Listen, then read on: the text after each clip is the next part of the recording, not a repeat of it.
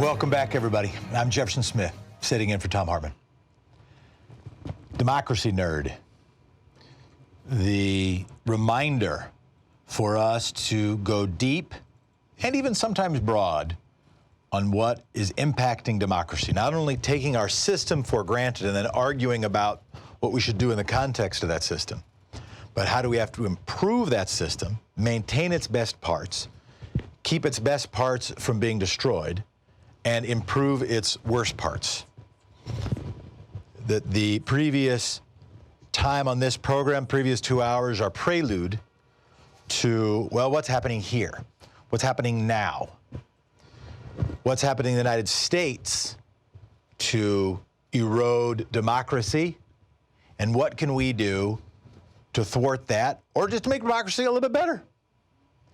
Joining us right now, Alex Shepard from the New Republic. His article, How Republicans Plan to Rig Elections for a Decade.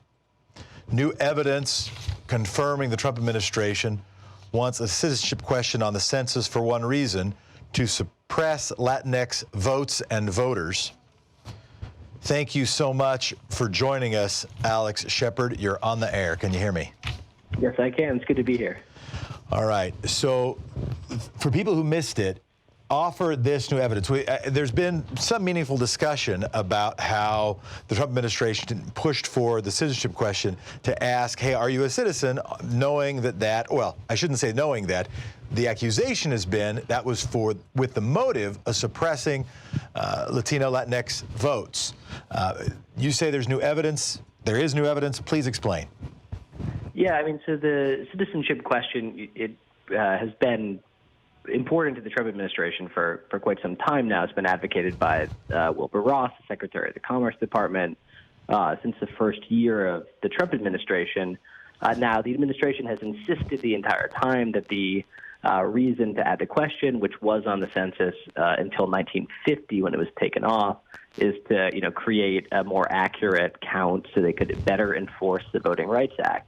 Now, democracy advocates and Democrats have pointed out that this seems like a bad faith argument, to put it quite nicely. But the administration has... It's hogwash, and that puts it somewhat nicely. Yes, there we go. But the administration has continued to make it, including before the Supreme Court earlier this year.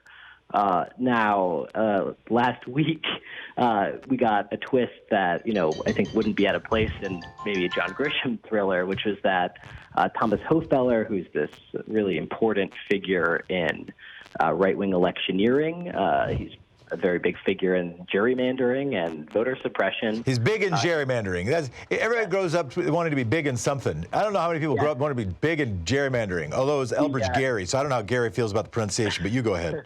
The New York Times referred to him, I believe, as the Michelangelo of gerrymandering. That's he great. Passed away in 2017.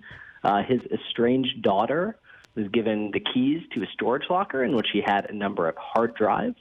And on these hard drives, they found documents that suggested he was involved in the push to add the census question with the express purpose of suppressing Latinx votes, full stop, and that he had done studies to prove it, that these studies had been given to the Trump administration, and that then the Commerce Department sort of began lobbying the Department of Justice, despite the fact that Wilbur Ross claimed that the opposite was true, to add the question to the census.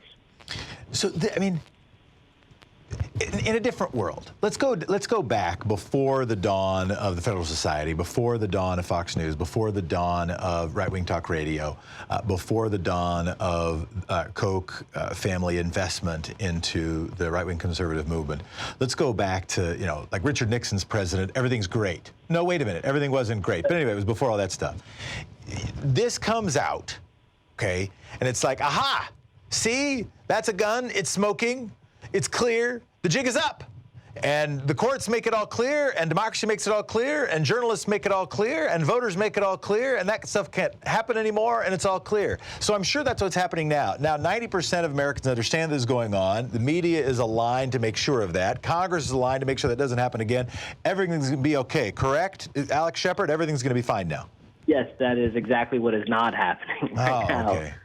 I mean, one of the issues of this, right, is that Donald Trump is president who has a particular knack for forgetting to say the subtextual stuff, right? He says the quiet part loud. We all know what's going on here. We've known what's going on with this question for 2 years. Now, the administration has been very willful in its refusal to acknowledge that. But, even the Supreme Court is treating this as essentially a procedural and administrative question rather than one that's about the fundamentals of the health of American democracy.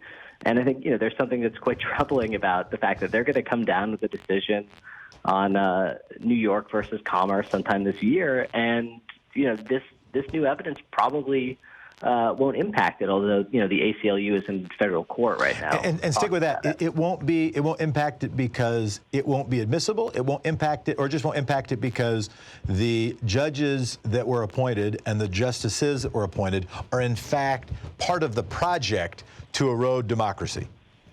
The latter. I mean, they basically already accepted the sort of administrative and procedural arguments that the administration has made in this case. So I don't think that even if you show that those arguments are bunk and in fact, they're just a cover, and in fact that Thomas Hofeller designed them as a cover for this project, that it'll matter because they've accepted those arguments on their merits. I think the other thing is that, this is a court that's rolled back the Voting Rights Act because they said, that we fixed civil rights. Racism is over. Yes.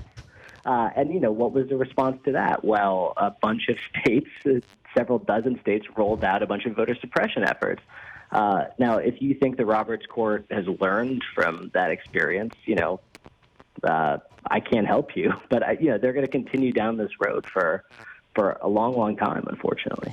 Yeah, and this is why I say that what's happening now is not a game, and it's not just a partisan tug and pull, except to the degree that there has been one party that has been co-opted by the anti-small d Democratic movement. That what really is happening, why I appreciate the new book by Caroline Frederickson. I haven't read it. I still appreciate it just because of its title, The Democracy Fix. That's recognizing that we have to. It's Pollyannish to say we have to be above party because obviously party politics and the Republican Party itself, we have to be willing to name that, I think. But what is it? Do I overstate it? So I think somebody who thinks I'm an alarmist would just say, well, you are an alarmist. You're just Chicken Little. To me, it does seem that the project that is going is the undermining of democracy. Tell me if I am overstating the case. No, I mean, I think that you might be understating it. I mean, I think that it's a bipartisan problem too, right? I mean, one of the factors that was behind the rise of Donald Trump was people feeling disempowered, right? Now, some of that is obviously because of racial resentment, which is horrific, but there's another aspect of it in which, democratic or the very fundamental aspects of democracy have eroded all over the country. People are, corporations have an immense amount of power. People's wages have been lowered, for those reasons. They feel like they didn't have a voice in fixing these things. Now, the other side of that project is this long-term Republican one where, there was a point at which the party got together and said, well, we've got two options here. We can either embrace immigration reform, we can continue to make our deeply unpopular but firmly held arguments about free enterprise, or we can become, the party of white people in this country and do everything that we can to stay that way. Yeah. And they basically, Donald Trump cemented that,